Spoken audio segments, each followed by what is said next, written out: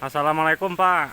Nggih, waalaikumsalam warahmatullahi wabarakatuh, Mas. Nggih, paring asma sinten? Nggih, dipun tepangaken kula petani saking Wates Blitar.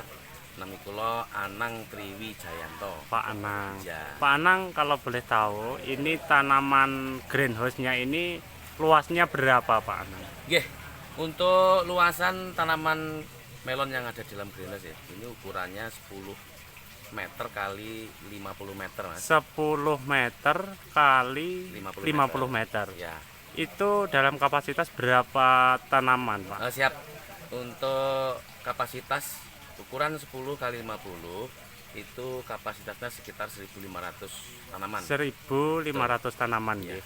Terus untuk bahan-bahan yang dibutuhkan ketika mungkin dari teman-teman ikut mau budidaya melon ini, apa saja kebutuhan yang harus disiapkan Oh Pak? siap. Yang pertama jelas kita harus bikin greenhouse dulu ya. Greenhouse-nya dulu nggih. Greenhouse-nya dulu kita bikin dulu. Setelah itu untuk budidayanya kita memakai sistem yaitu NFT atau sistem pupuk dalam paralon. Jadi untuk kita tanamnya bukan dalam tanah atau kita tanamnya di dalam paralon ya untuk Oh, air tanamnya mengalir. di dalam paralon nggih. Siap. Mungkin bisa diperlihatkan Kak, keterangannya bagaimana? Siap-siap. Mungkin paralonnya seperti yang di bawah ini nggih. Betul. Ini untuk paralonnya, Mas. Ini kita pakai paralon yang 4 dim ya. Atau Paralon yang ukurannya 4 dim. 4 dim, agar untuk volumenya air dan untuk akarnya itu tidak biar oke gitu loh. Nah, di dalam 4 dim ini kan luasan lubangnya itu agak luas. Ya. Jadi untuk aliran pupuk, untuk akarnya itu bisa terkontribusi dengan baik. Oh, gitu nggih. Yang- Terus untuk media tanamnya ini menggunakan sistem apa, Pak? Tanah atau Kita memakai sistem NFT ya. Kita memakai pupuk yang sudah dicairkan atau seperti ini, Mas. Bisa, Mas. Ini coba seperti ini. Oh, jadi seperti ini. Nah, seperti ini. Jadi kita bikin pupuk yang namanya pupuk abemik, Mas. Pupuk Pupuk abemik, abemik. A dimik dengan pupuk B. Oh, seperti itu. Ya, dicampur seperti ini dalam wadah sini. Kita membutuhkan namanya ppm. Jadi untuk airnya itu ppm-nya berapa? Kebutuhan tanaman waktu kecil ppm-nya berapa? Nanti waktu generatif ppm-nya berapa? Waktu sudah ada buah kita menggunakan ppm yang untuk generatif untuk buah. Oh, seperti itu. Terus untuk sirkulasi airnya ini sistemnya bagaimana, Pak? Sistemnya itu disedot pakai Pompa. air atau pompa untuk kolam itu loh. Ya. Nah, itu disedot, dialirkan melalui paralon. Setelah itu pupuknya itu kembali lagi ke sini lagi. Oh, Sedot lagi. mohon maaf Pak, semisal kalau menggunakan pompa berarti dalam tanaman ini membutuhkan tenaga listrik. Betul. Bagaimana resiko ketika apabila listrik itu padam? Oh, gini, Mas. Untuk waktu siang hari, Ya. pagi hari mulai jam 6 sampai jam 6 sore, itu seharian penuh waktu siang hari, itu tidak boleh listrik mati. Jadi Jadi, dipastikan Dipastikan bahwa listrik itu tetap hidup. Andaikan listrik itu mati, kita harus ada persiapan genset. genset. Jadi seperti itu Nah, ya. kekuatan melon yang sudah sebesar ini atau usia di atas 15 AST itu harus tetap teraliri oleh air. Kekuatannya cuma sekitar 1 jam. Daya tahannya. Daya tahannya. Bila lebih dari 1 jam pasti akan layu daunnya. Oh, seperti itu. Iya. Terus apa ketika layu itu apakah masih bisa pulih atau memang Bisa. Kalau cepat itu cepat penanganannya? penanganannya bisa.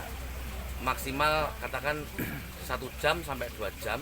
Apabila penanganannya cepat, itu yang layunya tadi akan kembali normal lagi. Baik. Tapi apabila tidak cepat-cepat ditangani, innalillahi.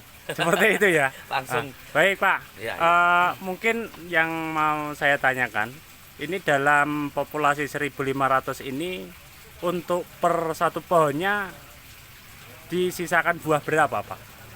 Gini Mas, untuk kita jarak tanam kita pakai 40. Jarak tanam 40 Jarak cm. tanam 40 cm dengan kerapatan yang seperti ini rapat sekali. Ya, seperti Itu ini untuk ya. tanaman satu kita buahkan satu. Jadi satu pohon satu. Nah, tapi apabila kita mau menanam buah 2 atau 3, kita jaraknya agak Lebar. yang tadinya 40 kita jarak 80 atau 70 baru kita buahkan 2 atau 3 buah per batang. Oh seperti itu.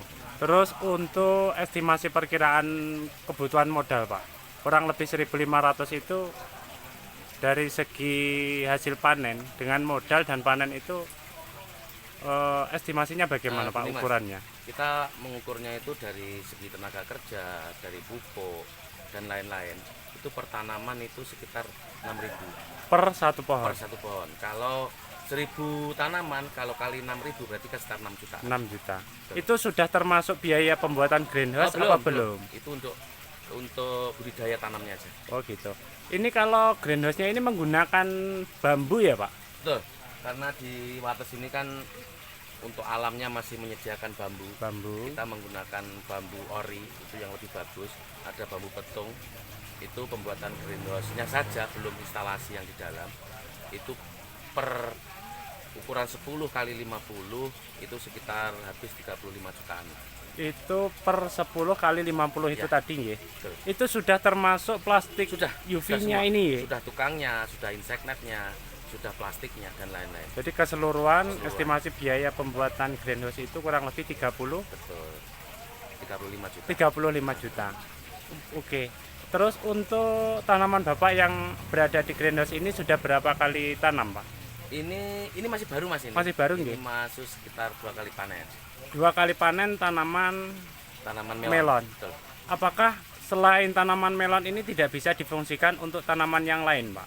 Bisa Mas sebenarnya. Bisa nggih? Bisa semuanya. Untuk tanaman hortikultura bisa, tapi yang lebih cepat untuk kembali modal yang pertama, yang kedua cepat panennya. Itu yang lebih bagus untuk di hidroponik yang seperti ini tuh melon. Oh, ngoten. Sebenarnya bisa untuk tomat, untuk cabai itu bisa di hidroponik. Tapi mereka kan jangkanya panjang. Jangka panjang. Kita harus mengeluarkan pupuk tiap hari. Akhirnya pengeluarannya itu lebih banyak. Oh, gitu nggih. Mohon maaf, Pak. Bapak ini bertani melon ini sudah berapa tahun, Pak? Saya mulai dari kecil Mas. Dari kecil ya. Iya, keluar Sampai sekolah. saat ini motivasinya kok terus semangat itu apa, Pak? Kok semangatnya buat tanaman seperti ini selalu semangat itu apa? Gini Mas, dulu di Wates itu termasuk desa yang terisolir ya, maksudnya desa di pinggiran. Wilayah Blitar Selatan Wilayah ini Blitar ya. Selatan ini. Jadi dulu itu petaninya itu petani Polowijo, kalau nggak padi ya jagung. Itu pun dalam 1 tahun cuma sekali saja. Bisa Waktu panen. Bisa panen. Waktu namanya tak ada hujan. Kalau nggak ada air, nggak ada hujan, mereka juga nggak panen. Nah, karena teman-teman atau adik-adik yang masih muda-muda itu biasanya kalau keluar sekolah, keluar negeri jadi TKW, jadi TKI, kita memotivasi ternyata bertani itu nggak gimana ya, nggak sejelek yang dibayangkan itu loh. Betul. Jadi ternyata bertani itu juga mendapatkan hasil, Juga mengasihkan juga juga. mengasihkan, juga untuk hiburan bisa. Juga hiburan. Tapi menghasilkan yang sangat luar biasa. Ya, alhamdulillah ternyata setelah kita bertani yang seperti ini ternyata hasilnya luar biasa. Hasilnya luar biasa. Mungkin sementara sampai di sini dulu, Pak. Siap, Nanti bisa siap. disambung. Siap. Terima kasih. Semoga ilmu yang Bapak berikan betul-betul bermanfaat buat teman-teman juga Siap, Mas, pemirsa yang menonton. Siap. Terima kasih, Pak. Assalamualaikum. Oke, waalaikumsalam warahmatullahi wabarakatuh. Semangat Mas. Semangat. Semangat Mas.